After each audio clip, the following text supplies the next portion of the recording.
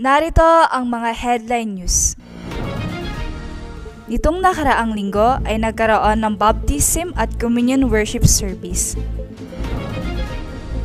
Hawak ang mensahe mula sa ating pulpit message nitong Suffering Week ay nagkaroon ng First 333 Remnant Summer Camp sa ating simbahan.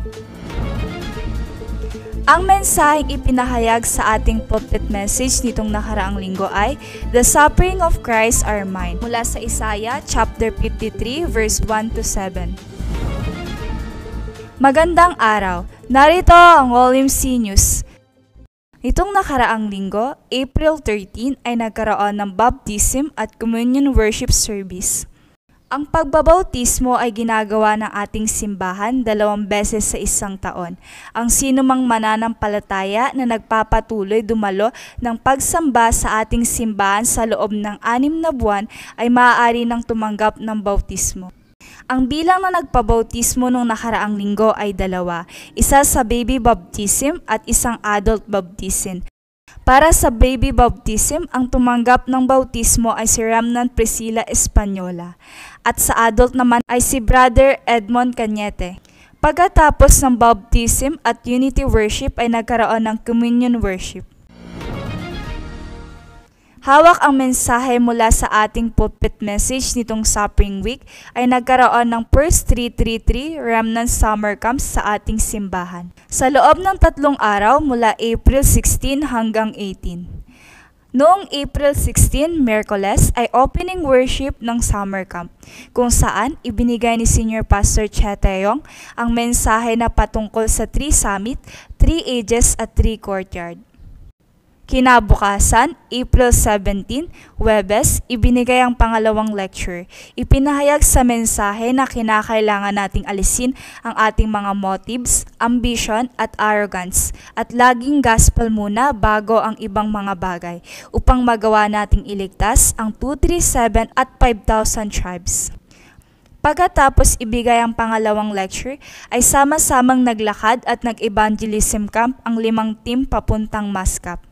At sa gabi, ibinigay ni Senior Pastor Choi ang mensahe ng pangatlong lecture na 7 Remnants 333 Summit mula sa 2 Timothy chapter 2 verse 1 to 7.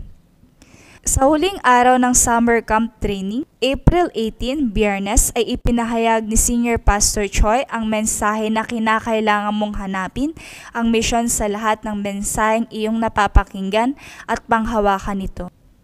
Pagkatapos ay nagkaroon ng festival kung saan naglaro ang mga remnants kasama ang mga teachers.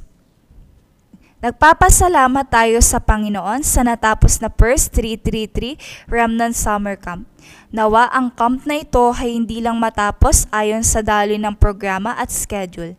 Nawa ay ito ay maging turning point at mahanap mo ang misyon na inihanda ng Diyos sa loob ng kanyang mensahe at salita. Nawa, ikaw mismo ay tunay na maging main figure ng 3 summit, 3 ages at 3 courtyards. Ang mensaheng ipinahayag sa ating pulpit message nitong nakaraang linggo ay The Suffering of Christ Are Mine mula sa Isaiah chapter 53 verse 1 to 7. Ipinahayag sa mensahe ay una, kinakailangan nating malaman na ang fundamental na problema ng tao na dulot ni Satanas ay nandyan na, hindi pa man nalilikha ang mundo. Pangalawa, dahil sa fundamental na problema na ito, ang tao ay nahulog sa 12 problema at naging alipin at napasailalim sa kamay ni Satanas. Sumunod, upang tayo makalaya sa fundamental na problema, ipinadala ng Diyos si Hesukristo na naging tunay na propeta, pari at hari.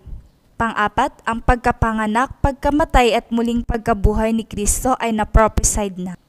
At huling ipinahayag sa mensahe, ang Ascension, Second Coming at Judgment ni Kristo ay na-prophesied at ito ay mangyayari kapag naipalaganap ang gospel sa buong mundo. Announcement. Ngayong araw ay Easter Sunday Worship.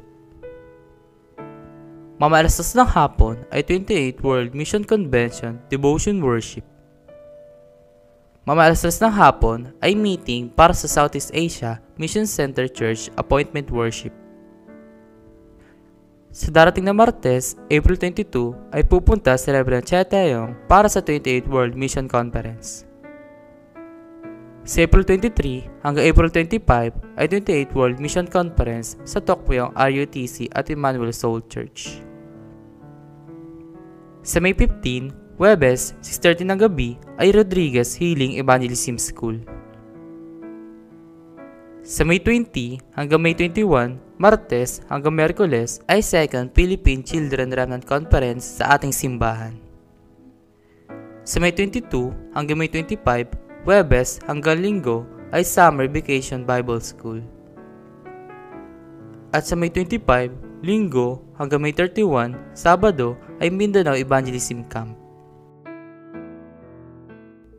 Nawa, sa linggong ito ay matamasan at matanggap mo ang sagot na ang suffering ni Kristo ay glory at fulfillment na tayo'y malaya na mula sa 12 problema. At dito nagtatapos ang OMC News. Maraming salamat.